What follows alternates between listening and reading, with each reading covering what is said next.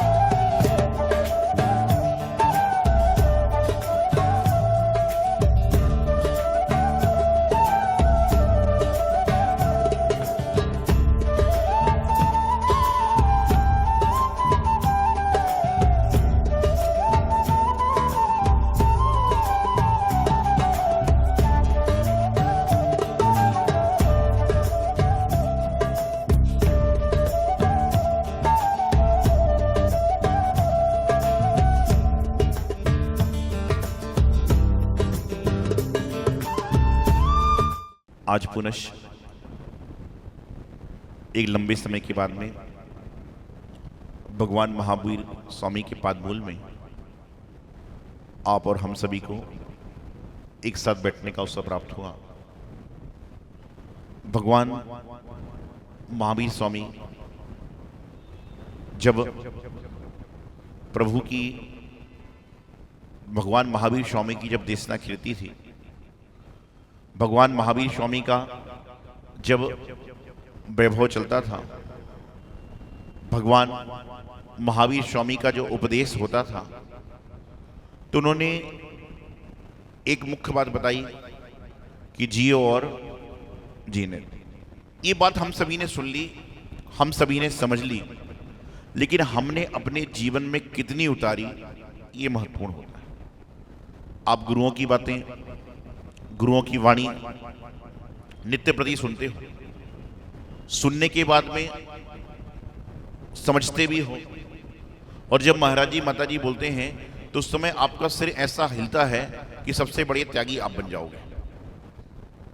लेकिन ये मुंडी भी दो तरह से हिलती है, एक तो हाँ वाली होती है और एक तो मुंडी हिल रही ना, तो उस समझ में नहीं आता कि मुंडी आपकी यस की है कि नो की है। जब साधु महाराज कहते हैं कि ऐसा काम करना है, आदमी इतनी तल्लीनता से सुनता है, इतनी तल्लीनता से सुनता है कि मत पूछो क्या क्या कर जाएगा, और बाहर निकलने के बाद पता नहीं क्या कर रहा है। एक बार भाद्रपद के महीने में मैंने कहा, सभी लोगों से कहा कि आप सभी लोग नियम ले लो कि बाहर का नहीं खाएंगे। क्या कहा? आप सभी लोग नियम ले लो कि हम लोग बाहर का नहीं खाएंगे। सबों ने नियम ले लिया। भादों का महीना समझते हो हम लोग कब आता है? वैसे तो पर्युषण पर्व साल में 3 बार आते हैं, भाद्रपद में, माघ महीने में और चैत महीने में। लेकिन मनाते कब है? अष्टानी का पर्व साल में 3 बार आता है, फागुन में, आषाढ़ में और कार्तिक में। लेकिन मनाते कब है? अष्टानी का पर्व तो इंसान तीनों मना लेता है, क्योंकि अष्टानी का पर्व में त्याग की बात नहीं है। लेकिन जब भाद्रपद 3 मनाओगे तो 3 बार आपको, लोग कहते हैं महाराज एक ही 10 दिन तो बड़ी मुश्किल से निकलते हैं, आप 3 की बात कर रहे हो। तो मैं बताना चाह रहा था आपको कि मैंने कहा कि भाद्रपद का महीना है, आप लोग नियम ले लो कि बाहर का नहीं खाएंगे। सभी लोगों ने हाथ उठा लिए बड़े बड़े। मैं भी बड़ा प्रसन्न हुआ, कितने धर्मात्मा जीव हैं। सबने नियम ले लिया कि बाहर का नहीं खाएंगे, बाजार का नहीं खाएंगे, बाहर का नहीं खाएंगे, ऐसी वस्तु नहीं खाएंगे। अब मैं आहार को जा रहा था, मैंने देखा कि एक व्यक्ति ने नियम लिया था कि बाहर का नहीं खाऊंगा। एक व्यक्ति ने नियम लिया था कि मैं बाहर का नहीं खाऊंगा, वह बाजार के डिब्बे में से कचौड़ी खा रहा था, बाहर की लाई हुई कचौड़ी खा रहा था। मुझे मन में विकल्प हुआ कि अभी तो नियम लिया था कि मैं बाहर का नहीं खाऊंगा। फिर मन में सोचा कि पहले के समय में जब घर में शादी ब्याह होते थे तो घर में हलवाई भोजन बनाता था, लेकिन डिब्बे बाजार के लाके पैक करके सामान दे दिया करते। पहले बचपन में देखा था हमने, हो सकता है आप लोगों ने देखा होगा, ये भी हो सकता है। लेकिन जैसे ही मैं लौटने लगा तो मेरे मन की जिज्ञासा शांत नहीं हुई, मन की बेचैनी, विकल्प शांत नहीं हुआ।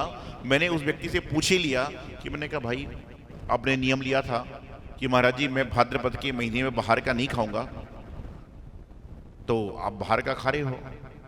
बोले महाराज जी किसने कहा बाहर का खा रहा हूं? मुझे लगा हो सकता है घर में कचौड़ी वचौड़ी बन गई हो। तो मैंने कहा घर में बनी थी कचौड़ी है? बोले नहीं, कचौड़ी तो बाजार की थी। तो मैंने कहा फिर आप कैसे कह रहे हो कि मैं बाहर का नहीं खा रहा हूं? बोले महाराज जी आपने गौर से कुछ देखा? मेरी नजर वापस उस स्थान पे गई, गौर से कुछ देखा। मैंने गौर से देखा तो मैंने देखा था कि वह आदमी जब कचौड़ी खा रहा था तो कचौड़ी की जो पपड़ी वो बाहर फेंक रहा था, मसाला खा रहा था। कचौड़ी की पपड़ी बाहर फेंक रहा था, मसाला खा रहा था। तो बोले महाराज जी मैंने नियम लिया था कि बाहर का नहीं खाऊंगा, तो पपड़ी पपड़ी बाहर फेंक रहा हूं, अंदर का मसाला खा रहा हूं। बाहर का नहीं खाने का नियम है। क्या नियम था? बाहर का नहीं खाऊंगा। तो अब मैं बोलता हूं बाजार का मत खाना। अब मैं बाहर का नहीं बोलता, मैं तो बाजार का मत खाना।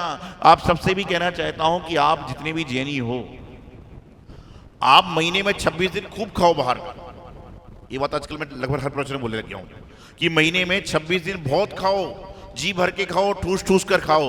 लेकिन महीने में 4 दिन आप नियम ले लो कम से कम कि हम बाजार का नहीं खाएंगे।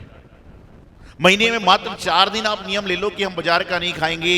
ये काम तो सभी लोग कर सकते हैं, लेकिन बाजार का नहीं खाएंगे मतलब मैगी भी नहीं चलेगा, सॉस भी नहीं चलेगा, जैम भी नहीं चलेगा और बिस्लरी का पानी भी नहीं चलेगा। तो ये संकल्प यदि 4 दिन का कर लोगे तो कम से कम महीने में 4 दिन का शुद्ध भोजन, घर का भोजन करने का नियम मिल जाएगा।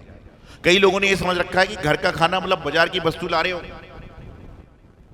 कच्ची वस्तु ठीक है, लेकिन पकी हुई वस्तु ला रहे हो, जैम है, चिली है, पता नहीं क्या क्या चीजें हैं, उनको यदि खा रहे हो तो ये बाहर के खाने में ही आएगा, घर के खाने में नहीं आएगा। इतना तो संकल्प आप सभी कर सकते हो कि महीने में 4 दिन हम अपने हाथ से बनाकर ही खाएंगे, अपने हाथ के बने हुए पकवान खाएंगे, अपने हाथ के बने हुए जूस को ही पिएंगे, आदि आदि करोगे। और बिस्लरी का पानी भी छोड़ना पड़ेगा जब बाहर का त्याग कहलाएगा। पानी भी यदि ले रहे हो बिस्लरी का तो अंदर का नहीं है। तो भगवान महावीर स्वामी ने संदेश दिया, जियो और जीने दो। आप स्वयं जीते हो और दूसरों को जिलाने का प्रयास भी करते हो। ये संसार का एक काल चक्र है, संसार की व्यवस्था है कि प्रत्येक व्यक्ति चाहता है कि मैं सुखी रहूं। यह प्रत्येक मानव चाहता है, चाहे त्रियंच हो, चाहे मनुष्य हो या अन्य गति के जीव हो। हर व्यक्ति ये तो चाहते कि मैं सुखी रहूं। लेकिन बिरले लोग ऐसे होते हैं कि मैं भी सुखी रहूं और दूसरे भी सुखी रहें। जो व्यक्ति ये सोचता है वह महात्मा है। इंसान तो वह होता है जो सोचता है कि मैं सुखी रहूं, महात्मा वह होता है जो सोचता है कि मैं भी सुखी रहूं और दूसरा भी सुखी रहे। लेकिन भगवान जो होते हैं वह यह सोचते हैं कि पहले सामने वाला सुखी रहे, उसके बाद मैं सुखी हो जाऊं। यह सोच भगवान की होती है, महात्माओं संत की भी नहीं होती। क्योंकि भगवान की सोच 3 लोक को लेकर है।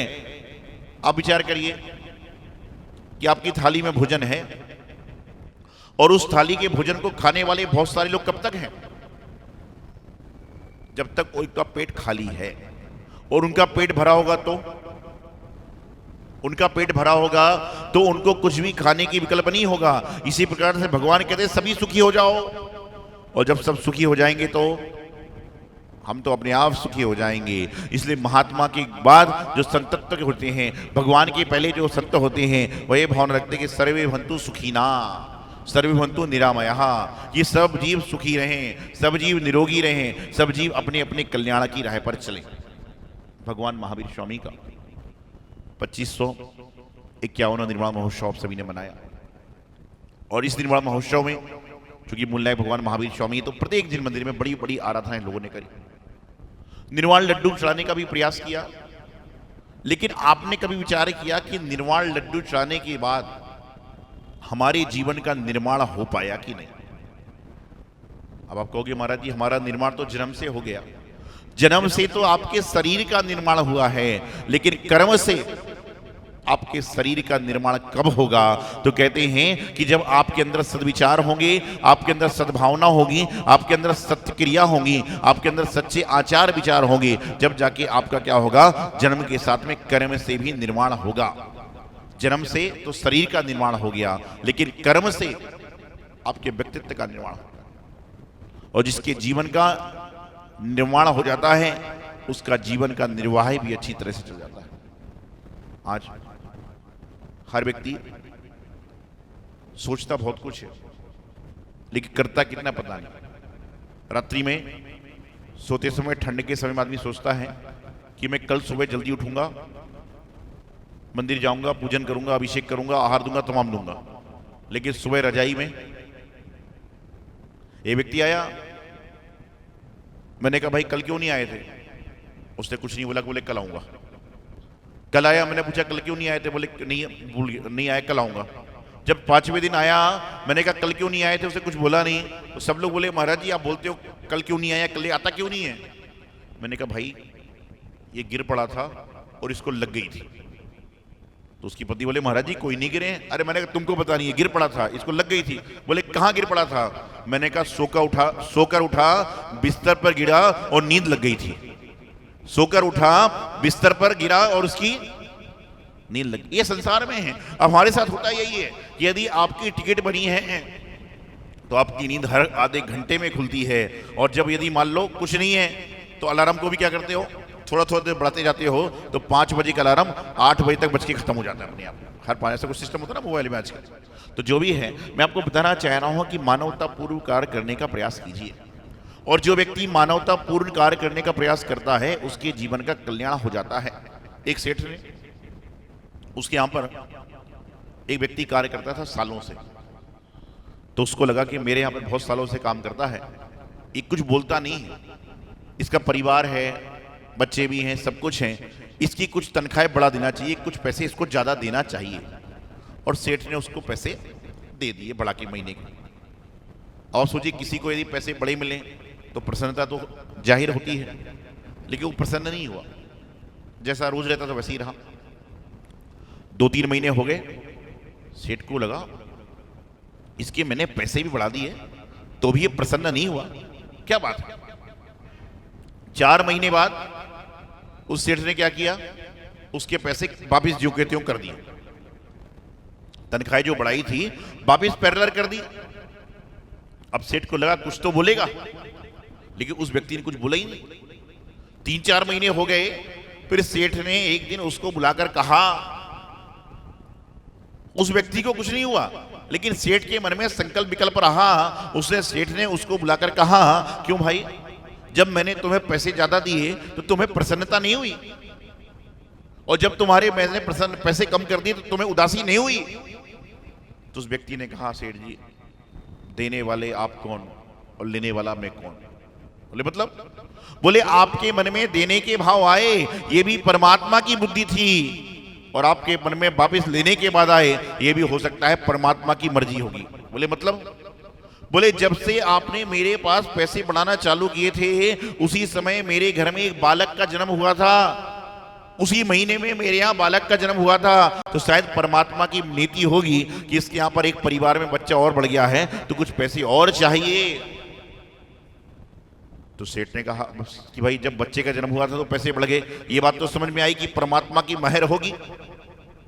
फिर कम हो गए तो परमात्मा तुमसे नाराज थोड़ी ना होते हैं? बोले नहीं, परमात्मा मेरा भला चाहते हैं, परमात्मा मेरा भला चाहते हैं और पिछले महीने से आपने जब मेरे पैसे कम किए हैं, उसी के 2-3 दिन पहले मेरी माँ एक्सपायर हो गई थी, मेरी माँ मर गई थी, तो परमात्मा ने मुझे बैलेंस कर दिया कि जब जरूरत थी तो उन्होंने मुझे तनख्वाहें ज्यादा देना प्रारंभ करा दी और जब जरूरत समाप्त हो गई तो ऑटोमेटिक कटौती कर दी। ये परमात्मा सेठ और उस नौकर की बात नहीं है, ये हमारे आप सबके जीवन की बात है कि जब परमात्मा भर भर के दे रहे हैं तो समझना कि हमें उसकी जरूरत थी, और जब परमात्मा देने में कमी कर रहे हैं तो समझना कि आपकी जगह किसी और को जरूरत होगी, आपकी जरूरतें पूरी हो गई।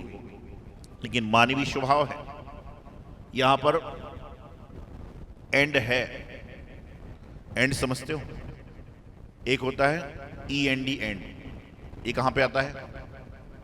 दी एंड मतलब इसके बाद कुछ नहीं होगा, और एक होता है AND एंड, इसका मतलब मिस्टर एंड मिसेस कहते हैं ना, मतलब पति और, ऐसे ही कहते हैं ना। तो मैं आपको बताना चाह रहा हूं कि मानवीय स्वभाव है, यहां पर END एंड नहीं है, समाप्त वाला एंड नहीं है, यहां तो AND एंड है कि और लाओ और लाओ और लाओ। सोचने वाली बात है। मंदिर में जब आदमी आता ना तो बहुत दूर से आता है, 20-20, 25-25 किलोमीटर दूर से आता है, और एक छोटे से पुरस्कार के लिए किसी दूसरे की बात को सुनकर हाथ खड़ा कर देता है, और उसका गलती हो तो तेरा भी गलत हो जाएगा। क्यों?